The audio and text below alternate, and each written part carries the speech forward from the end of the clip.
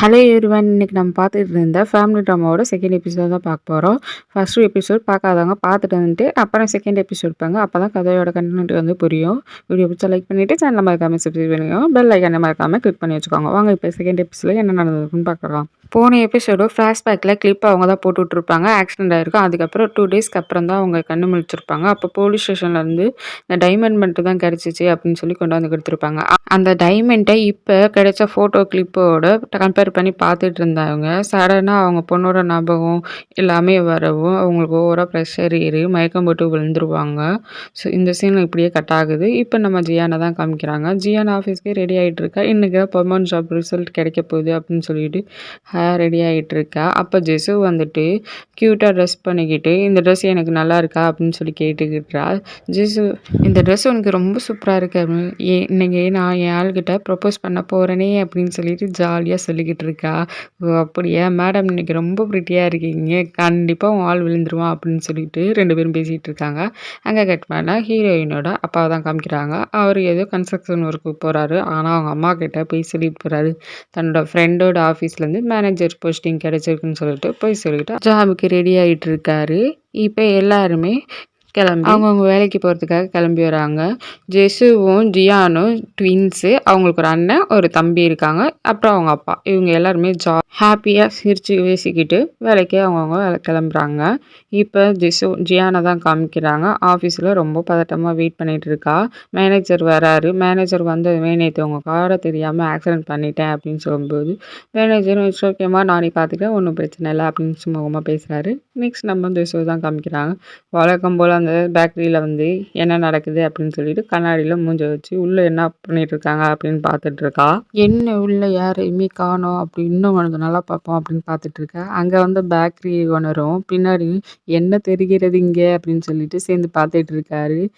திடீர்னு யாரோ நிற்கிற மாதிரி இருக்கே அப்படின்னு திரும்பி பார்த்த ஜெசு பயந்து பதட்டம் ஆயிடுறா. பேக்கரி ஓனர் வந்துட்டு நாளையிலேருந்து நீங்கள் வேலைக்கு வந்துருமா அப்படின்னு சொல்கிறாங்க. ஜெசுக்கு ஒரு பிஸியாக போயிடுச்சு, நமக்கு வேறு வேலை கிடைச்சிருச்சு அப்படின்னு. ஆனால் பேக்கரி ஓனர் என்ன சொல்கிறாருன்னா, உன்னை வேலைக்கு மட்டும் தான் வர சொன்னேன், ஆனால் பேக்கிங் எப்படி பண்ணுறதுன்னு நான் சொல்லித்தர மாட்டேன் அப்படின்னு சொல்கிறாரு. கொஞ்சம் ரூடாக தான் சொல்கிறாரு, ஆனால் ஜாலியாக சொல்கிறாரு. ஓகேவா. ஜெசு செம்ம ஹாப்பி ஆகிட்டு வேலை கொடுத்ததுக்கு ரொம்ப தேங்க்ஸ் அப்படின்னு சொல்லிட்டு அங்கேருந்து ஹாப்பியாக கிளம்புறா. இப்போ நமக்கு ஹீரோவோட அம்மாவை தான் காமிக்கிறாங்க. எழுந்திரிச்சதுமே டூத் பேஸ்ட்டை வந்து டிஎன்ஏ டெஸ்ட்டு கொடுத்துரு அப்படிங்கிறாங்க.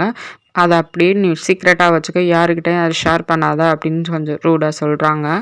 அந்த சீன் அதோட கட் ஆகிடும். இப்போ ஜியானை தான் காமிக்கிறாங்க. ஜியான் வந்து ஹானை மீட் பண்ணி லன்ச் சாப்பிட்டு போகலாம் அப்படின்னு சொல்லிட்டு வந்திருக்காங்க. ரொம்ப நாள் கழிச்சு மீட் பண்ண ஃப்ரெண்ட்ஸ் எல்லாருமே அவங்கள பற்றி இன்ட்ரோ பண்ணிக்கிறாங்க.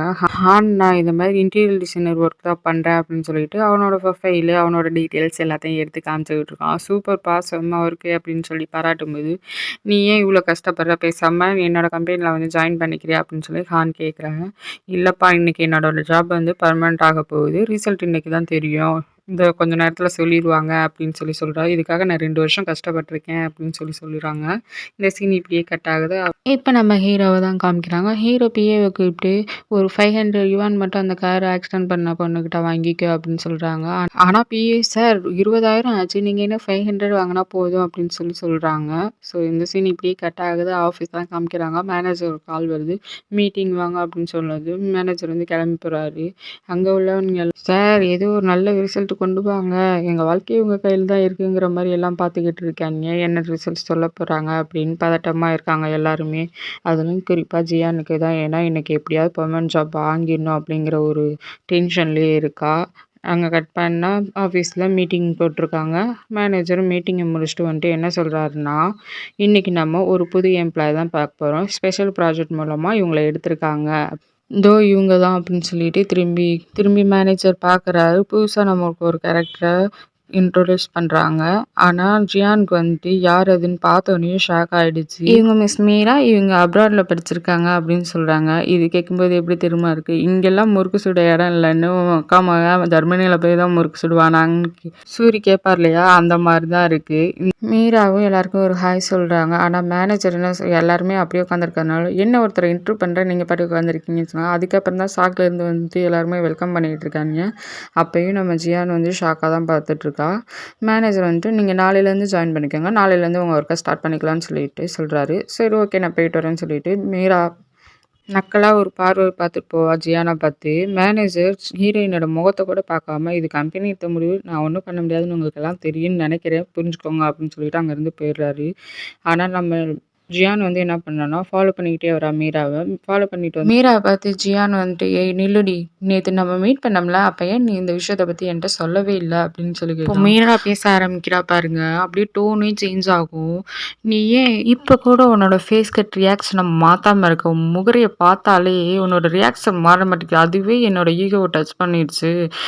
உனக்கு இந்த ஜாப் கிடைக்கக்கூடாதுன்னு தான் நான் இதெல்லாம் பண்ணேன்." அப்படின்னு சொல்லி மீரா சொல்றா. "என்ன ஏன்டி இப்படியெல்லாம் பண்ணிக்கிட்டு இருக்க?" அப்படின்னு ஜியான் கேட்டா, "உன் ரியாக்ஷனை கொஞ்சமாவது மாத்து. நீ எப்போ கஷ்டப்பட்டாலும் உன்னோட ரியாக்ஷன் மாற மாட்டேங்குது. ஸ்கூல் டேஸில் உங்கள் அப்பாவோட பிஸ்னஸ் லாஸ் ஆனப்பையும் சரி, ஜாப் இல்லாமல் நீ ரொம்ப கஷ்டப்பட்டப்பையும் சரி, நீ என்கிட்ட எந்த ஹெல்ப்புமே கேட்கல. நீ என்கிட்ட ஹெல்ப்னு கேட்காதனால தான் எனக்கு இன்னும் ஈகோ டச் ஆகுது. 2 வருஷமாக நீ இந்த ஜாப்க்காக கஷ்டப்படுற. ஆனால் நான் என்னோட பணத்தை வச்சு 2 மணி நேரத்தில் இந்த வேலையை நான் வாங்கிட்டேன். இப்போ கூட பாரு உன்னோட ரியாக்ஷனை மாற்றாம ஒரே மாதிரி தான் வச்சுருக்க. அதுதான் இன்னும் எனக்கு இரிட்டேட்டிங் ஆகுது. இப்போ கூட ஒன்றும் பிரச்சனை இல்லை. என் முன்னாடி மண்டிட்டு மன்னிப்பு கேட்டு என்கிட்ட ஹெல்ப் பண்ணுன்னு கேளு. நான் உனக்கு இந்த வேலையை வாங்கி தரேன் அப்படின்னு சொல்லி சொல்கிறேன் ரொம்ப திமிரா. அதுக்கு ஹீரோயின் நக்கலை சிரிச்சிட்டு, "இப்படியெல்லாம் பேசுனேன்னா உன்னை மண்டிட்டு உன்கிட்ட மன்னிப்பு கேட்டு இந்த வேலையை வாங்குவேன்னு நீ நினைக்கிற? ஏன்டி சீக்கு வந்த சீனா கோழி" அப்படின்னு சொல்லிட்டு ஓங்கி மூஞ்சா குத்துவாங்க பாருங்க. செம்ம சாட்டிஸ்ஃபைடா இருக்கும். உன்னெல்லாம் நான் ஸ்கூல் படிக்கும்போதே விட்டு வச்சிருக்க கூடாது. அப்பயே உன்னை கொன்றுக்கணும். இப்போ ஒன்றும் பிரச்சனை இல்ல. உன்னை கொன்னுட்டு நான் இன்னைக்கு ஜெயிலுக்கு போகறான்டி அப்படின்னு சொல்லிட்டு மூஞ்சா குத்துவாங்க. "என்னையே அடிச்சிட்டியா?" அப்படின்னு சொல்லிட்டு டென்ஷன் ஆன மீரா என்ன பண்ணுவா, முடிய பிடிச்சு இழுப்பா. அதனால 2 பேரும் முடிய பிடிச்சுக்கிட்டு ஆஃபீஸ் முன்னாடியே சண்டை போட்டுக்கிட்டு இருப்பாங்க. இது மாதிரி சண்டை போட்டாலே சுற்றி உள்ளவங்க எல்லாம் வேடிக்கை பார்க்க வந்துடுவாங்களா, அது மாதிரி தான் ஆஃபீஸில் உள்ளவங்க எதுவுமே வந்து தடுக்காமல் எல்லாம் வேடிக்கை பார்த்துட்டு இருக்காங்க. அங்கே வந்து ஹீரோ வந்து ஏன் ஆஃபீஸ் முன்னாடி இந்த மாதிரி கும்பலாக இருக்குன்னு பார்த்தா 2ம் முடிய பிடிச்சி அடிச்சுக்குதுங்க. ஆனால் நல்லா உத்து பார்க்கும்போது அது நம்ம ஹீரோயினியா, அதனால ஆத்தாடி இவகிட்ட மட்டும் சிக்கிடக்கூடாதுங்கிற மாதிரி ஹீரோ வந்து அங்கேருந்து ஓடிடுறாரு. அடுத்த சீன்லேயே என்ன நடக்குதுன்னா, போலீஸ் ஸ்டேஷனில் வந்து உட்காந்துருக்காங்க 2 பேரும். அதுலேயும் நம்ம மீராவோட மூஞ்சை பார்த்தீங்கன்னா மண்டை வந்து குருவி கூடு கட்டின கூடு மாதிரி ஆயிடுச்சு. போலீஸ்கார் சொல்றாரு, "2 பேர் சமாதானமா போயிருங்க. வீட்டுக்கு ஃபோன் பண்ணுங்க. அதுதான் உங்களுக்கு நல்லது" அப்படின்னு சொல்றாரு. நான் தப்பே பண்ணாம எதுக்கு மன்னிப்பு கேட்கணும்? ஆமால்ல, இப்போ என்னோட ஜாபே போயிடுச்சு. நான் ஏன் ஃபீல் பண்ணணும்? இப்போ உன்னை இப்படியே ஃபோட்டோ பிடிச்சி ஆஃபீஸ் குரூப்பில் போட்டால் உன்னோட கொலீக்ஸ் எல்லாம் எப்படி பார்ப்பாங்கன்னு யோசிச்சு வரேன் அப்படின்னு சொல்லி ஹீரோயினி மிரட்டிக்கிட்டு இருக்காங்க. அங்கே வந்து மன்னிப்பு கேட்காம, "என்ன ஃபோட்டோ எடுத்து போட்டுறவா?" அப்படின்னு கேட்குறா. "ஏன்டி இப்படியெல்லாம் பண்ணுற?" அப்படின்னு சொல்லிட்டு மீரா வந்து கேட்குறா. அந்த டைமில் வந்து ஹீரோயினுக்கு கால் வருது. மீரா சொல்றா, "உனக்கு தான் கால் வருதுல்ல, அட்டன் பண்ணி வீட்டிலேருந்து யாரையாவது வர சொல்ல வேண்டியதானே" அப்படின்னு சொல்கிறா. ஆனால் ஹீரோயின் என்ன பண்ணுறாங்க, கெத்தாக ஃபோனை எடுத்து ஃபோனையே சுவிட்ச் ஆஃப் பண்ணி வச்சிடுறாங்க. அங்கே உள்ள போலீஸ்காரனா, "மா 2 பேரும் சமாதானமாகவான்னு" மடையை பிச்சுக்கிறான். அந்த டைமில் மீராவோட அப்பா வந்துடுறாங்க. "அப்பா இப்போ பாருங்க என்னை இப்படி அடிச்சிட்டா" அப்படின்னு சொல்லிட்டு போய் ஹக் பண்ணிக்கிறா. "யார்மா உன்னை இப்படியெல்லாம் அடித்தது?" அப்படின்னு திரும்பி பார்த்தா ஜியான் தான் அங்கே நிற்கிறாங்க. ஜியான் பவ்யமாக எழுந்திருச்சு, "ஹலோ அங்கிள்" அப்படின்னு சொல்லுவாங்க. ஏற்கனவே தெரிஞ்சவங்க தான் போல், ஏற்கனவே மீட் பண்ணியிருப்பாங்க போல். போலீஸ்கார்ட்ட, "ஒன்றும் பிரச்சனை இல்லை, நாங்கள் போய் சமாதானமாக இருக்கிறோம்" அப்படின்னு சொல்லிட்டு 2 பேரும் வெளில கூட்டிகிட்டு வந்துடுறாரு. வெளில கூட்டிகிட்டு வந்ததுக்கப்புறம் ஜியான்கிட்ட போயிட்டு பேசிட்டு இருப்பா. "அப்பா நீங்கள் ஏன் அவர்கிட்ட பேசுறீங்க?" அப்படின்னு. "நீ 7:30 விட்றத நிப்பாட்டி போய் காரில் உட்காரு" அப்படின்னு சொல்லி திட்டிகிட்டு ஜியான்கிட்ட பேசுகிறாரு. "இந்த மாதிரிலாம் நீ பண்ணியிருக்க கூடாதுமா. நான் அவங்ககிட்ட மன்னிப்பு மட்டும்தான் கேட்க முடியும். இந்த மாதிரி இன்னொரு தடவை என் பொண்ணை அடிக்காத" அப்படின்னு சொல்லிட்டு போகிறாரு. இந்த சீன் இப்படியே கட் ஆகுது. ஃப்ளாஷ்பேக் ஒன்று காமிக்கிறாங்க. சின்ன வயசுலேயுமே ஸ்கூலில் வந்து ஜியான் வந்து மீராவை அடிச்சிருப்பாங்க. அப்போ அவங்க அப்பா வந்து, "ஏன் உன் ஃப்ரெண்ட்ஸை இப்படி அடிச்சிருக்க? மன்னிப்பு கேளு" அப்படின்னு சொல்லி சொல்கிறாங்க. ஜியான் வந்து, "அப்பயும் நான் தப்பே பண்ணலப்பா, நான் ஏன் மன்னிப்பு கேட்கணும்" அப்படின்னு கேட்குறாங்க. "பாருங்க எப்படி பேசுகிறா" அப்படின்னு சொல்லி ஸ்கூல் டீச்சரும் பார்க்குறாங்க. "மன்னிப்பு கேளுமா" அப்படின்னு சொல்லவும் அவங்க என்ன பண்ணுறாங்கன்னா, "இன்னொரு தடவை என் தங்கச்சி அமௌண்ட்டை எடுத்தீங்கன்னா இந்த மாதிரி அடிச்சுக்கிட்டுலாம் இருக்க மாட்டேன், உன்னை கொன்றுவேன் பார்த்துக்கோ" அப்படின்னு சொல்லிட்டு கோமா சொல்லிட்டு வெளில வந்துடுறாங்க. ஆனால் இதெல்லாம் கேட்ட ஸ்கூல் டீச்சரும் அவங்க அப்பாவும் அப்புறம் ஜெஸ்ஸுவும் கேட்டு ஷாக் ஆகுறாங்க. ஜெஸ்ஸு வந்து சிரிச்சுட்டு உட்காந்துருக்கா. இப்போ வெளில வந்து கோவமாக இருக்காங்க ஹீரோயினி. சாரி கேட்க வச்சிட்டார்ல அவங்க அப்பா, அதனால் கோவமாக நடந்து போயிட்டுருக்காங்க. "என் பொண்ணு நடந்து போகும்போது நான் ஏன் காரில் வரணும்? நானும் என் பொண்ணு வர வரைக்கும் நடந்து போகிறேன்" அப்படின்னு சொல்லிட்டு ஃபேமிலியாக எல்லோரும் ஜாலியாக இருக்காங்க. இப்படி ஹாப்பியாக இருந்த ஃபேமிலி தான் இப்போ ரொம்ப கஷ்டப்படுது. இப்போ இந்த ஃப்ளாஷ்பேக் எல்லாத்தையுமே நம்ம ஹீரோயின் வந்து பஸ் ஸ்டாப்பில் உட்காந்து யோசிச்சுக்கிட்டு இருக்காங்க. அவங்களுக்கு நிறைய கால்ஸ் வந்திருக்கு. ஆனாலும் அதெல்லாம் சரி இதுலேருந்து மூவ் ஆகி போயிடலாம் அப்படின்னு சொல்லிட்டு முடியெல்லாம் இருக்கும்போது ஐடி கார்டை பார்க்குறாங்க. ஜாபே போயிடுச்சு, இந்த ஐடி கார்டு ஒன்று தான் கேடாங்கிற மாதிரி கழட்டலாம் அப்படிங்கிறப்ப சண்டேல வந்து அவங்க வாய்க்கிட்ட வந்து அடிபட்டிருக்கும். அது வேற வலிச்சிருச்சு. சரி வீட்டுக்கு போகலாம் அப்படின்னு பாக்கெட்டில் இருந்து காசு எடுத்து அது கொஞ்சம் இருக்குது. சரி ஓகே மேனேஜ் பண்ணி போயிடலாம் போயிடுறாங்க. இந்த சீன் இப்படியே கட் ஆகுது. நம்ம ஜெஸ்ஸை தான் காமிக்கிறாங்க. இப்போ ஜெஸ்ஸுவை தான் காமிக்கிறாங்க. ஜெஸ்ஸு இன்னைக்கு நம்ம ஆள்கிட்ட எப்படியாவது லவ்வை ப்ரப்போஸ் பண்ணி கமிட் ஆகிடணும் அப்படின்னு நினச்சிக்கிட்டே உள்ளே வந்தவங்க ஹானா அக்காவை பார்த்து ஹலோ சொல்லிட்டு அப்படியே ஹானுக்கு ஒரு ஹாய் சொல்லிட்டு இன்னைக்கு நீங்கள் கடை ஓப்பன் பண்ணியிருக்கீங்க இல்லையா, அதனால தான் பார்க்க வந்தேன் அப்படின்னா, ஓ அதனால தான் பொக்கே வாங்கிட்டு வந்திருக்கீங்களா அப்படின்னு ஹான் கேட்க ஆமாம் அப்படின்னு சொல்லிட்டு ப்ரப்போஸ் பண்ண வேண்டிய அந்த பொக்கேவை தயங்கிக்கிட்டே அவங்க அக்கா கிட்ட கொடுத்துட்றாங்க. அப்படியே தயங்கிக்கிட்டே அந்த பொக்கேவையும் கொடுத்துட்டு ஆரம்பமே சொதப்புதே அப்படின்னு நினச்சிக்கிட்டு ஒரு காஃபி ஆர்டர் பண்ணுறா. எப்படியாவது இன்னைக்கு நம்ம ப்ரப்போஸ் பண்ணியே ஆகணும்னு ஒரு முடிவோட தான் இருக்கா. இதுக்கப்புறம் ஒரு ரெஸ்டாரண்ட்ல தான் காமிக்கிறாங்க. ஜியானோட அண்ணனை தான் காமிக்கிறாங்க. ஜியானோட அண்ணன் வந்து 4 இயர்ஸாக சீக்ரெட்டாக ஒரு பொண்ணு லவ் பண்ணிட்டு இருக்கான். அந்த பொண்ணு இருந்துட்டு இன்னைக்கு டின்னருக்கு நம்ம போகலாமா அப்படின்னு சொல்லி ஆசையாக கேட்குது. ஆனால் ஜியானோட அண்ணன் வந்துட்டு இல்லை இன்னைக்கு ஜியானுக்கு வந்து பெர்மனன்ட் ஜாப் கிடைக்க போயதாக இருந்துச்சு, இன்னுமே கால் வரல, அப்போ அவளுக்கு பெர்மனன்ட் ஆகலை போல. ஜியான் ரொம்ப வருத்தத்தில் இருப்பா. அதனால் இன்னைக்கு ஃபேமிலி டின்னர் நடக்கும். ஸோ நான் டின்னர் வந்துக்கு வீட்டுக்கு போய் தான் சாப்பிட்ணும். ஸோ நம்ம இன்னொரு நாள் போய்க்கலாம் அப்படின்னு சொல்கிறாரு. இந்த சீன் இப்படியே கட் ஆகுது. இப்போ நம்ம ஜெஸ்ஸவை தான் காமிக்கிறாங்க. இன்றைக்கி ப்ரப்போஸ் பண்ணுறோம் கமிட் ஆக போகிறோன்னு காலையில் சபை எடுத்துகிட்டு வந்தவர் நைட் ஆகி அங்கேயே தான் உட்காந்துருக்கா. இப்படி தயங்கி தயங்கி அங்கேயே வெயிட் பண்ணிட்டு இருந்தவ ஹானோட அக்கா வந்து கப்பெல்லாம் கலெக்ட் பண்ண வந்திருப்பாங்க. அப்போ வந்துட்டு எனக்கு ஒரு காஃபி கிடைக்குமா அப்படின்னு கேட்குறாங்க. அவங்க ஷாக் ஆகி மணி என்ன ஆகுது உனக்கு காஃபி கேட்குற, மணி 9 ஆயிடுச்சு, இன்னும் காஃபி உனக்கு வேணுமா அப்படின்னு கேட்குது. ஒரே ஒரு காஃபிக்காங்க அப்படின்னு சொல்லிட்டு டைம் எடுத்து பார்க்குறா. 9:05 ஆகுது. அப்போ மொபைல் பார்க்கும்போது தான் அவளுக்கு ஞாபகம் வருது. ஏன் ஜியான் இன்னும் கால் பண்ணல, காலே வரலையே அப்படின்னு சொல்லி செக் பண்ணி பார்த்துட்டு கால் பண்ணி பார்க்கலாம் அப்படின்னு சொல்லிட்டு கால் பண்ணி பார்க்குறா அவங்க அக்காவுக்கு. அதே டைமில் தான் ஹானும் ட்ரை பண்ணியிருப்பான். ஸோ 2 பேருமே ட்ரை பண்ணதுனால ஃபோன் வந்து சுவிட்ச் ஆஃபில் இருக்குது.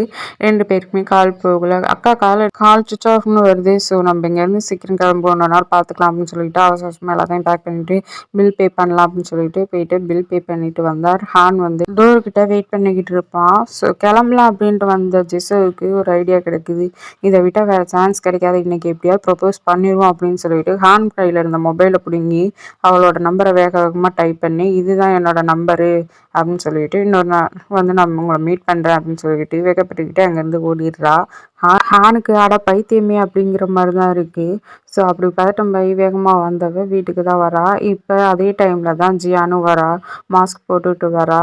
எல்லாரும் ஒரு நிமிஷம் இருங்க நான் போயிட்டு அம்மாட்ட பேசிட்டு வரேன் அப்படின்னு சொல்லிட்டு ஜியான் ரூமுக்கு போகிறா. அவங்க அம்மா படுத்திருக்காங்க.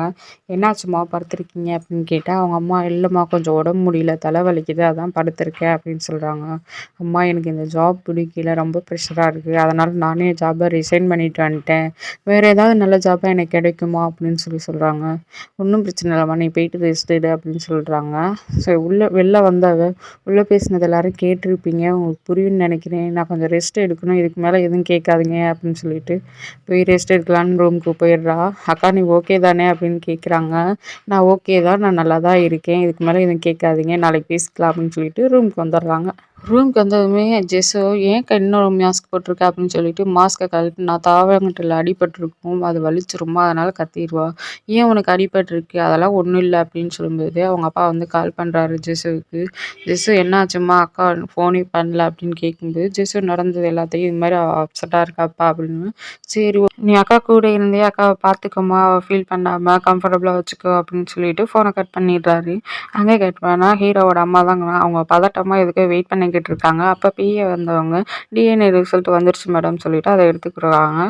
அதை பார்த்ததுமே அவங்களுக்கு ஷாக் ஆகிடுது. ஏன்னா 99% மேட்ச் ஆகிருக்கு 2 சாம்பிளில் ஏதோ ஒன்று. ஸோ எந்த பொண்ணு நம்ம பொண்ணு தெரியலையே அப்படின்னு ஷாக் ஆகிட்டு யோசிச்சுக்கிட்டு இருக்காங்க.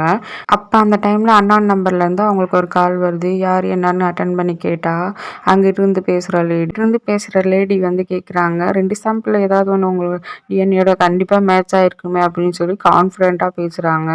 யார் நீ, உனக்கு என்ன வேணும் அப்படின்னு சொல்லிட்டு ஹீரோவோட அம்மா வந்து கேட்குறாங்க. அதுக்கு அந்த லேடி என்ன சொல்கிறாங்கன்னா, கொஞ்சம் வருஷத்துக்கு முன்னாடியே நீங்கள் ஒரு அனௌன்ஸ்மெண்ட் கொடுத்துருந்தீங்க இல்லையா, அவங்க பொண்ணை கண்டுபிடிச்சி கொடுத்துருந்தா 50,000 ரூபா கொடுக்குறேன்னு. ஆனால் இப்போ எனக்கு 1 மில்லியன் யுவான் வேணும். ஸோ 1 மில்லியன் யுவான் என் அக்கௌண்ட்டில் 2 நாளுக்குள்ள போட்டிங்கன்னா உங்களுக்கு உங்கள் பொண்ணோட அட்ரஸை நான் கொடுத்துட்றேன். உங்களுக்கு 2 நாள் நான் டைம் தரேன் அப்படின்னு சொல்லி பேசி முடிக்கிறாங்க அவங்க. ஆனால் ஹீரோவோட அம்மாவா 2 நாளில் என்னால் பொறுத்துட்டு இருக்க முடியாது, 1 மணி நேரத்தில் உன்னோட அக்கௌண்ட்டுக்கு அமௌண்ட் வந்துடும், அட்ரஸ் அனுப்பு அப்படின்னு சொல்லிட்டு டென்ஷன் ஆகி கோவத்தில் ஃபோனை கட் பண்ணுறாங்க. கட் பண்ணால் பேங்க்கில் தான் காமிக்கிறாங்க. அமௌண்ட்டை போட்டு விட்ருப்பாங்க போல். அமௌண்ட்டை அவசரமாக வந்து வித்ட்ராவ் பண்ணுறாங்க. நமக்கு அடித்தது டாக்பாட்டு அப்படின்னு சொல்லிட்டு 1 மில்லியன் யுவானையும் எடுத்துக்கிட்டு எப்படியாவது இந்த ஊரை விட்டு போகணும்னு நினச்சிக்கிட்டு ஜாலியாக சரி அமௌண்ட் தான் கையில் கிடச்சிச்சு அட்ரஸ் அனுப்பிடுவோம்னு சொல்லி அங்கேயே நின்று அட்ரஸ் அனுப்பிட்டு எப்படியாவது இந்த ஊரை விட்டு போயிடணும் அப்படின்னு சொல்லிட்டு அவசரமாக அங்கேருந்து கிளம்பி வந்தவங்க வீட்டில் ட்ரெஸ் எல்லாம் பேக் பண்ணிட்டு சரி இதுக்கு மேலே பிரச்சனைலாம் சேஃப்டியாக எப்படியாவது போயிடணும் அப்படின்னு சொல்லி டோரை ஓப்பன் பண்ணா கரெக்டாக அந்த டைமுன்னு பார்த்து பாடி கார்டோட ஹீரோவோட அம்மா வந்து நிற்கிறாங்க. வந்தவங்க எதுவுமே பேசல. ஆனால் அந்த லேடி பார்த்ததுமே ஷாக் ஆகிட்டாங்க, எப்படி நம்மளை கண்டுபிடிச்சாங்க. ஆனால் அப்படி அவங்க ஷாக் ஆகி பார்த்துட்டு இருக்கும்போது ஹீரோவோட அம்மா வந்து பொழிச்சுன்னு வர விட்டு, இப்போ மரியாதையே நீ சொல்கிற, என் பொண்ணோட அட்ரஸ் உனக்கு எப்படி கிடைச்சிச்சு, அதுதான் என் பொண்ணுங்கிறது எப்படி உனக்கு தெரியும், அந்த ஃபேமிலிக்குள்ளார என் பொண்ணு எப்படி போனா, என் பொண்ணை நீ தான் கடத்தினேன்னு நான் எப்பயோ கண்டுபிடிச்சிட்டேன், என் பொண்ணோட அட்ரஸ்க்காக தான் நான் வெயிட் பண்ணிட்டு இருந்தேன் அப்படிங்கிறாங்க. அந்த லேடி இல்லையே நாங்கள் கடத்தலையே அப்படின்னு ஷாக் ஆகுறாங்க. ஆனால் ஹீரோவோட அம்மா வந்து இப்போ நீ சொல்கிறியா உங்கள் 2 பேர்த்தையும் இப்போயே கொண்டுறவா அப்படின்னு கேட்குறாங்க. ஹீரோ அம்மா மிரட்டினதால அந்த லேடி பயந்து போய் மேடம் நான் உங்ககிட்ட கொஞ்சம் தனியாக பேசணும் அப்படின்னு சொல்லி சொல்கிறாங்க. ஹீரோவோட அம்மாவும் தனியாக பேசுகிறாங்க. ஆனால் என்ன பேசிக்கிட்டாங்கங்கிறத நமக்கு இன்னும் காட்டல. அங்கே கேட்பேன். இப்போ நம்ம ஜியானை தான் காமிக்கிறாங்க. ஜியான் வந்து பார்ட் டைம் ஜாப்லாம் போகிறா போல் வேலை இல்லாதனால. ஸோ பார்ட் டைம் ஜாப்லாம் நிறையா போகிறதுனால ரொம்ப டயர்டாக வீட்டுக்கு வரா. டயர்டாக வந்தவ அப்படியே வீட்டில் படுக்கிறா. அக்கா என்னாச்சு ரொம்ப டயர்டாக இருக்கா, உன் மேலே ஸ்மெல் வருது பாரு, ஃப்ரெஷ்ஷாக ஆகிட்டு வந்துட்டு தூங்கு, நல்லா தூக்கம் வரும், ஃப்ரெஷ்ஷாக இருக்கும்னு சொல்லிட்டு சரி ஓகேன்ட்டு அவள் குளிக்க போயிடறா. இவன் என்ன பண்ணுறாரு, நம்ம அக்காவோட மொபைல் ரொம்ப நாளாகவே சுவிச் ஆஃபில் இருக்கே, எடுத்து பார்க்கலான்னு சொல்லிட்டு எடுத்து பார்க்குறா. மொபைல் ஆன் பண்ணதுமே ஹீரோ மெசேஜ் அனுப்பியிருப்பார். ஹீரோ வந்து கால் பண்ணி பார்த்துப்பாரு. கார் ஆக்சிடென்ட் பண்ணிவிட்டு ஹீரோயின் அமௌண்ட் தரேன் அப்படின்னு சொல்லிட்டு நம்பர் கொடுத்துட்டு வந்திருப்பாங்க. ஹீரோ வந்து கால் பண்ணி பார்த்துருப்பாரு. கால் எடுக்காதனால ஹீரோ என்ன பண்ணிடுறாரு, மெசேஜ் அனுப்பி வச்சுருப்பாரு. இது மாதிரி என்னோடய அமௌண்ட்டை ஏமாற்றிட்டு நீ ஊரை விட்டு போகலான்னு நினைக்கிறியா, இது மாதிரி போலீஸ் ஸ்டேஷனில் உன்னை பற்றி கம்ப்ளைண்ட் பண்ணிடுவேன் அப்படின்னு சொல்லிட்டு அவர் கால் பண்ணி எடுக்காததுனால இந்த மாதிரி வாய்ஸ் மெசேஜ் அனுப்பியிருப்பார். ஆனால் ஜெஸ்ஸு வந்து அதை கேட்டுட்டு நம்ம அக்கா வேணும் மிரட்டுறான், அவனை வச்சு செய்யாமல் விடக்கூடாதுன்ட்டு பதிலுக்கு ஒரு பிரிட்ஜுக்கு நாளைக்கு வாங்க நம்ம மீட் பண்ணலான்னு சொல்லி மெசேஜ் அனுப்பியிருப்பா. மறுநாள் காலையில் நம்ம ஹீரோவும் அந்த பிரிட்ஜுக்கிட்ட வந்துட்டு எங்கே ஹீரோயின்னு சொல்லி தேடிக்கிட்டு இருப்பார். சரி தேடி காணாங்கிறதுனால கால் பண்ணி பார்க்கலாம் அப்படின்னு சொல்லிட்டு கால் பண்ணிக்கிட்டு இருப்பார். கால் பண்ணிகிட்டு இருக்கும்போது ஜெஸ்ஸு பாட்டுக்கு வந்துட்டு ஹீரோவை வந்து சுற்றி ஃபோட்டோ எடுத்துகிட்டு இருப்பா. ஆனால் ஹீரோவுக்கு எப்படி இருக்குமா, இந்த பைத்தியக்காரி எதுக்கு நம்மளை ஃபோட்டோ எடுத்துக்கிட்டு இருக்கா அப்படிங்கிற மாதிரியே பார்த்துக்கிட்டு இருப்பாரு கொஞ்ச நேரம். ஏய் நீ தானே எங்கள் அக்காவை காசு கேட்டுன்னு நீ மிரட்டிகிட்டு இருக்க, இரு உன்னை போலீஸில் கம்ப்ளைண்ட் பண்ணி உள்ளே தள்ளிடுறேன், பாத்தியா என்னை சுற்றி எவ்வளோ பேர் இருக்காங்க, உன்னால் என்னை எதுவுமே பண்ண முடியாது அப்படின்னு ஜெஸ்ஸு பேசிக்கிட்டு இருந்தா. ஹீரோ என்ன பண்ணிடுறான்னு டக்குன்னு மொபைலை பிடுங்கிக்கிறாரு. மொபைலை கொடு அப்படின்னு சொல்லி கேட்கும்போது நீ என்ன என்னையும் மிரட்டலான்னு பார்க்குறியா அப்படின்னு சொல்லி ஜெஸ்ஸு இரு உன்னை கண்டிப்பாக போலீஸில் பிடிச்சி கொடுக்காம விட மாட்டேன் அப்படின்னு பேசினா. ஹீரோ வந்துட்டு மா என்ன நடந்துச்சுன்னே பேசுதான், நான் ரொம்ப நல்லவன், 20,000 ஆச்சு, ஆனால் நான் உங்கள் அக்கா கிட்ட 500 தான் கேட்டிருந்தேன், இது மாதிரி காரை ஆக்சிடென்ட் பண்ணிட்டு உங்கள் அக்கா காசு கொடுக்குறேன், அதனால தான் வாய்ஸ் மெசேஜ் அப்படி அனுப்பியிருந்தேன் அப்படின்னு சொல்லி நடந்தது எல்லாத்தையுமே எடுத்து சொல்லுவேன். ஓ அப்படியா, நான் தான் தப்பாக புரிஞ்சுக்கிட்டேன், என்னை மன்னிச்சிருங்கன்னு சொல்லிட்டு அவளும் சாரி கேட்டுட்டு வந்துடுறா. இந்த சீன் இப்படியே கட் ஆகுது. இப்போ ஹீரோயினோட வீட்டை தான் காமிக்கிறாங்க. ஹீரோயினோட அம்மா வந்து ஃபோன் பேசிக்கிட்டு இருக்காங்க யார்ட்டும். ஹீரோட அம்மா உள்ளுக்க வருவாங்க. சரி நீங்கள் யார் என்ன அப்படின்னு சொல்லி ஹீரோயினோட அம்மா கேட்டால் இவங்க வந்தோடனே ரூடாக என் பொண்ணு தான் வேணும் அப்படின்னு சொல்லி கேட்குறாங்க. என்ன நீ பாட்டுக்கு என் வீட்டுக்குள்ளே வந்த, என் பொண்ணு தான் வேணும்னு கேட்குறேன், நீ மொதல் வெளில போ அப்படிங்கும்போது நான் எவிடன்ஸோடு தான் வந்திருக்கேன், டிஎன்ஏ டெஸ்ட் எடுத்தாச்சு, 2 பொண்ணில் எந்த பொண்ணு என் பொண்ணுன்னு இப்போ நீ சொல்கிறியா இல்லை அவங்கள்ட்டே போய் கேட்டு தெரிஞ்சுக்கிட்டுமா அப்படின்னு சொல்லி மிரட்டுறாங்க. இல்லை இது 2மே என் பொண்ணு தான், என்ன நீ பாட்டுக்கு வந்துட்டு எவிடன்ஸ் இருக்காது இதுன்னு சொன்னால் நான் உடனே நம்பிடுமா, 2 பொண்ணுமே என் பொண்ணு தான், முதல் நீ வீட்டை விட்டு வெளில போ அப்படிங்கிறாங்க. சரி ஓகே அப்போ நீ சொல்ல மாட்டேன், சரி நான் 2 பொண்ணுங்களையும் மீட் பண்ணியே நான் தெரிஞ்சுக்கிறேன் அப்படின்னு சொல்கிறாங்க. ஆனால் அவங்க கோவமாகி டென்ஷன் ஆனவங்க கோவத்தில் கத்திடுறாங்க. இல்லை ஜியான் தான் அவங்க பொண்ணு அப்படின்னு சொல்லி கத்துறாங்க. இதோட இந்த எபிசோடு முடியுது. வீடியோ பிடிச்சா லைக் பண்ணிவிட்டு சேனலை மறக்காமல் சப்ஸ்கிரைப் பண்ணி வச்சுக்கோங்க. நெக்ஸ்ட் வீடியோவில் நம்ம மீட் பண்ணுவோம். தேங்க்ஸ் ஃபார் வாட்சிங். பை.